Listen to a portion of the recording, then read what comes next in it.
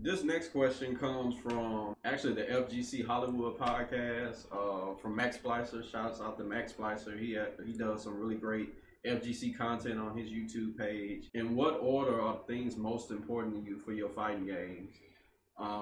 Is it out of these four things: unique characters, fun gameplay, good net code, and non-versus modes? If you had to rank it from best to worst, or I care the most about to I don't care that much about, how would you rank these things? Right off the bat, I'm going to go ahead and say that non-versus modes go right to the bottom of the list.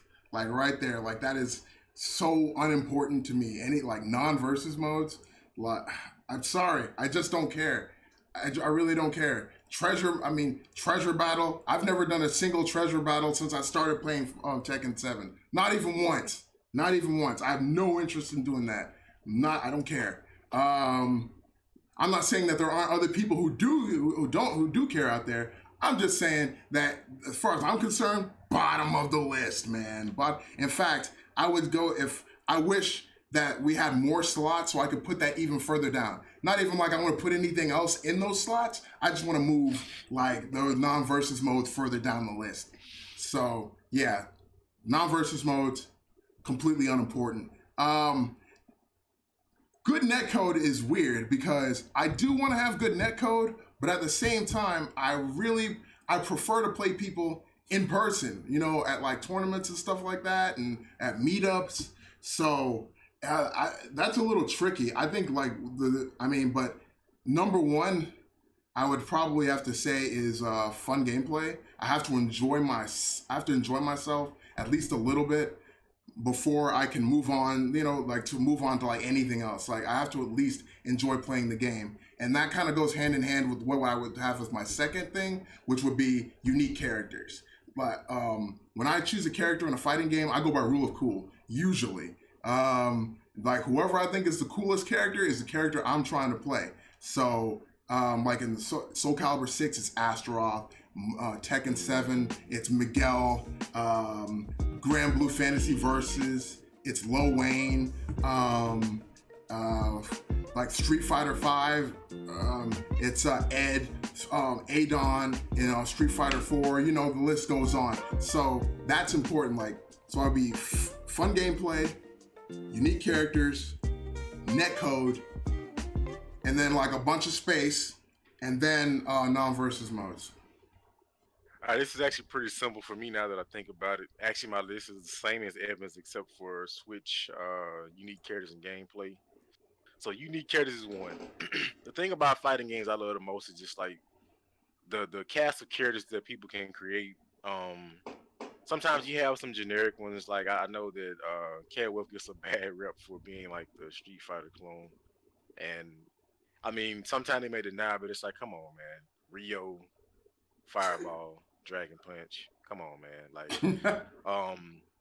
they even had a character that's based off of Kira from that old anime movie in KOF, and I never knew that. I'm like, he has the armor and everything. I'm like, did they? Oh yeah. Did y'all not? I was like, what?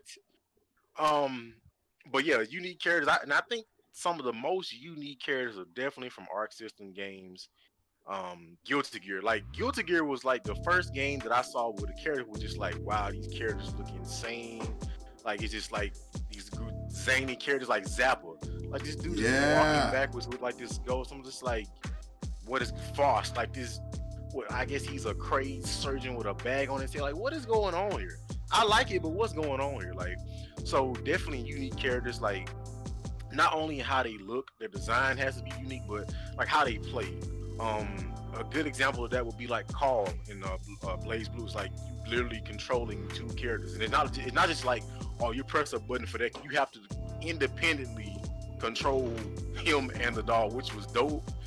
I heard he was a really good character, and it was also super hard to play. So anytime you saw somebody that was like really good with Carl, you're like, oh, that person is putting blood, sweat, and tears into this character because you can't just pick up his character. So I like stuff like that. Gameplay, they gotta have good gameplay. So if you can get the unique characters down and then give me some good play on top of that, good gameplay, I'm down for it. If it's engaging, if it's fun. I also forgot to mention Skullgirls. That's also one of the most unique cast of characters that I've seen, even though it was a pretty small roster at first. Really unique characters. Big Bang, come on, this man is playing the saxophone on you. He literally has a saxophone raging demon, pretty much, and you can play real songs. So like, how you gonna feel somebody styling on you? Then they play Twinkle Twinkle Little Star with Big Band, then do it super. You gonna be like, you just played a song on me, dude. Meet me outside. You're not finna just sit here and play tunes on me and then beat me. Come on now. You gotta draw the line somewhere. Beowulf. This dude is a wrestler he has a fold out chair. Like he just carries a fold out chair. What's the character from Persona? I think Kanji, is it? I think he has a fold out chair. Oh yeah. It's like random stuff like that. You know, it's just dope to see that type of stuff. And I agree with Evan. I do prefer to play people in person. So having good online is definitely important, especially nowadays. Like what's going on now is definitely important. But for the most part, I like to play people offline. Like just that feeling of camaraderie, being with each other and playing the game. Oh man, 2 out of 3, who's up next? I like that. I prefer the over online gameplay. And then the other modes. Now I will say this. The one game that I played that had other modes besides like versus mode and whatnot, Alpha 3. Here we go back to Alpha 3. World Tour mode. World Tour mode was some of the most fun I had. Dramatic battle mode when you fight against like two people at once. Like, preach. I would say Alpha 3 probably has some of the most unique other game modes. And we really haven't seen anything like that since then. Now it's just like trial mode and practice mode. Tell the gospel.